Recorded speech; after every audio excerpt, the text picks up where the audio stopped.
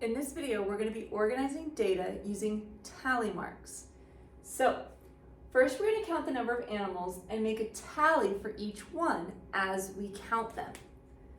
So, first I have a bear, then a fish, and a dolphin, and a penguin. Then a dolphin, penguin, bear, dolphin, fish, dolphin, penguin, dolphin. Now, when you get to 5, you cross through your tally marks. This makes it easier for us when we go back to try and count our data. We can just count by 5s when there's large amounts of data. Instead of counting each little teeny tiny tally mark, we can look at it, 5, 10, 15, sweet. We know what our answer is. So we got 5 dolphins, another penguin, dolphin, fish, bear, dolphin, fish, penguin, 5, bear, dolphin, penguin, penguin, bear at 5, another penguin, another penguin, another penguin. So now we can count this as 5, 10, another fish, a dolphin, a bear, a dolphin, penguin, bear, penguin.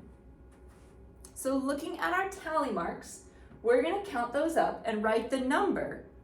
So I have 5, 6, 7 bears, 5 fish, 5, 10 dolphins, and 5, 10, 11, 12, excuse me, 12 penguins. Much faster to count when we group our tally marks by 5. So using the data we collected, we're going to answer the following questions. Which animal was there the most? So we can even see there's more tally marks for penguin. Penguin is our largest number, so penguin was there the most. Which animal was there the least? If I look at my tally marks, I have the least amount of tally marks on fish. 5 is my smallest number, so there was the least amount of fish. How many bears and fish are there?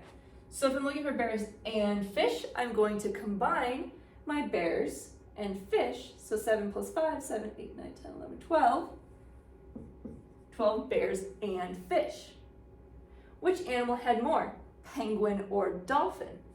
So I'm looking at my penguins and dolphins. And here it looks like penguins had more.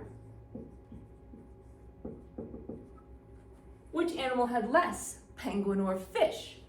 Penguin, fish. The fish had less. Did any have the same amount? 7, 5, 10, 12. None of those numbers are the same, so we can answer no.